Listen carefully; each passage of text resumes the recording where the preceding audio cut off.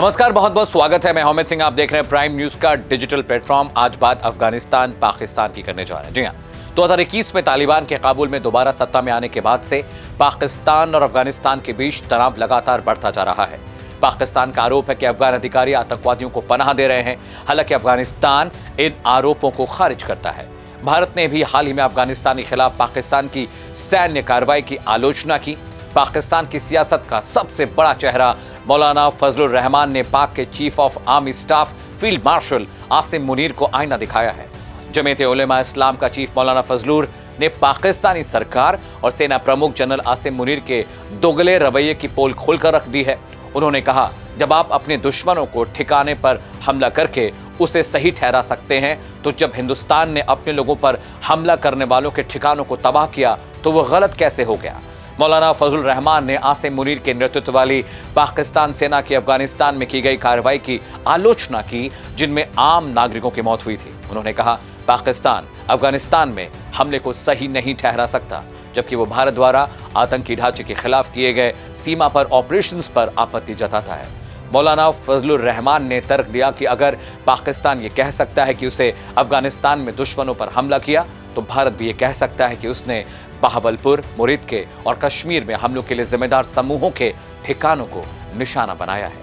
मौलाना रहमान की बातों में ऑपरेशन सिंदूर का जिक्र था, जो 7 मई को भारत में तड़के किया गया एक मिसाइल हमला था। इस कार्रवाई में पाकिस्तान और पाकिस्तान के कब्जे वाले कश्मीर यानी POK में मौजूद 9 आतंकी ठिकानों को निशाना बनाया गया। इनमें बहावलपुर में जैश ए मोहम्मद का ठिकाना और मुरीद के में लश्कर तैयबा का बेस शामिल था। इस ऑपरेशन में 22 अप्रैल को कश्मीर के पहलगाम में हुए आतंकी हमले के जवाब में किया गया, जिसमें लश्कर से जुड़े आतंकियों ने 26 आम लोगों की हत्या कर दी थी। 2021 में तालिबान के काबुल में दोबारा सत्ता में आने के बाद से पाकिस्तान और अफगानिस्तान के बीच तनाव लगातार बढ़ता गया। पाकिस्तान का आरोप है कि अफगान अधिकारी आतंकियों को पनाह दे रहे हैं, हालांकि अफगानिस्तान इन आरोपों को सिरे से खारिज करता है। भारत ने भी हाल ही में अफगानिस्तान के खिलाफ पाकिस्तान की सैन्य कार्रवाई की आलोचना की। भारत के विदेश मंत्रालय के स्पोक्सपर्सन प्रवक्ता रणधीर जायसवाल ने कहा, सीमा पर हुई झड़पों में कई अफगान नागरिकों की मौत की खबरें सामने आई हैं और भारत ऐसे निर्दोष लोगों पर हुए हमलों की निंदा करता है। वहीं मौलाना रहमान लंबे वक्त से पाकिस्तान की अफगानिस्तान नीति की आलोचना करते रहे हैं और पहले भी तनाव के दौर में दोनों देशों के बीच बातचीत कराने की पेशकश कर चुके हैं। लेकिन जरा समझिए कि अफगानिस्तान को लेकर पाकिस्तान की मुश्किलें क्या है। मुश्किल ये है कि पाकिस्तान नहीं चाहता कि तालिबान मजबूत हो, तालिबान के रिश्ते भारत के साथ बेहतर हो, क्योंकि आपको पता है कि जो बगराम एयरपोर्ट है बहुत क्रूशियल, बहुत स्ट्रैटेजिक एयरपोर्ट है। वहाँ पर भारत की वायुसेना लगातार एक्टिव है, हमारे बेसिस वहाँ पर बन रहे हैं।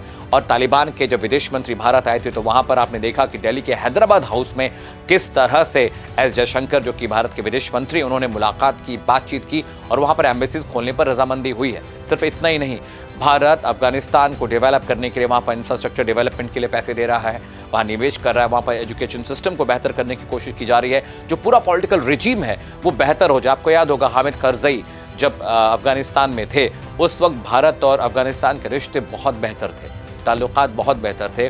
वहाँ की क्रिकेट टीम की बात रही हो, वहाँ पर स्कूल बनाना रहा हो, वहाँ पर इंफ्रा डेवलप करना हो, वहाँ पर पुल और रोड्स बनाने की बात रही हो, हर तरह से भारत ने मदद की। और जो पाकिस्तान है इस बात को बिल्कुल बर्दाश्त नहीं कर पा रहा है। अब समझिए, अफगानिस्तान स्ट्रैटेजिकली भी बहुत इंपॉर्टेंट है, क्योंकि वहाँ पर अगर भारतीय वायुसेना मौजूद रहती है तो हम एक साथ चाइना और पाकिस्तान दोनों को देख सकते हैं, दोनों को टारगेट कर सकते हैं। और पाकिस्तान के लिए मुश्किल ये है कि अगर हमारी एयरफोर्स फ्लीट वहाँ पर रहती है बगराम एयरपोर्ट पर, तो हम पाकिस्तान को 3 तरफ से मार सकते हैं। एक तो हम श्रीनगर, जम्मू कश्मीर जो बॉर्डर है वहाँ से अटैक कर सकते हैं, हवाई अटैक।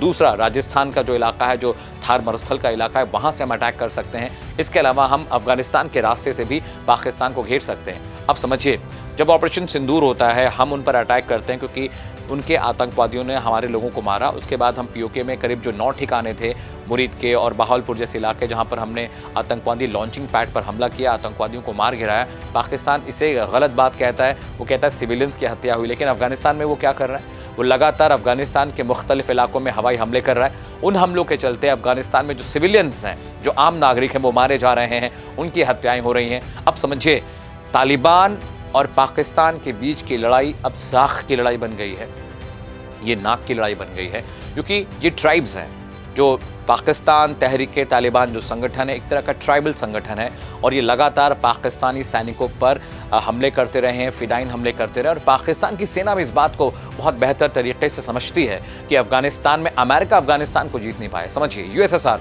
रशिया भी एक वक्त में अफगानिस्तान में था।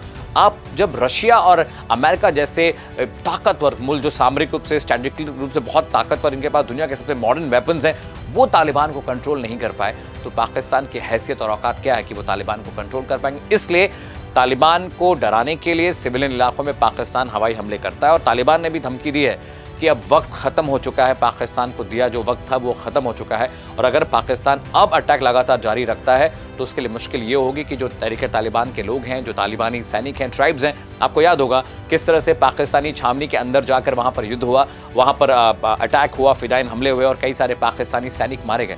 ऐसे में ये बहुत इंपॉर्टेंट, बहुत स्ट्रैटेजिक हो जाता है। भारत अफगानिस्तान बहुत करीब आ रहे हैं, पाकिस्तान को दिक्कत है। इसके अलावा एक बहुत बड़ी जो पाइपलाइन बन रही है जहाँ से क्रूड सप्लाई का हमारा प्लान था मिडिल ईस्ट कंट्री से वाया अफगानिस्तान, वो क्रूड जो कच्चा तेल और गैसोलीन जो आनी थी, वो जो बहुत स्ट्रैटेजिक लोकेशन वो अफगानिस्तान की है। तो अगर अफगानिस्तान पर भारत का कब्जा रहता है, या कब्जा शब्द गलत होगा, अगर हम स्ट्रैटेजिकली एक अच्छे टाइप में रहते हैं, एक अच्छे पड़ोसी के साथ हमारे ताल्लुकात अच्छे रहते हैं, तो पाकिस्तान के लिए मुश्किल होगी। और China is also eyeing on Afghanistan, क्योंकि उनको पता है कि अगर अफगानिस्तान के बगराम एयरपोर्ट पर भारत का एयरफोर्स वहाँ फ्लीट रहती है तो हम वहाँ से चाइना की निगरानी भी कर सकते हैं। अभी के लिए, आज के लिए फिलहाल इतना ही, लेकिन देश और दुनिया की तमाम बड़ी खबरों को देखने, पढ़ने, समझने के लिए आप प्राइम न्यूज़ का डिजिटल प्लेटफॉर्म फॉलो करते रहिए। नमस्कार।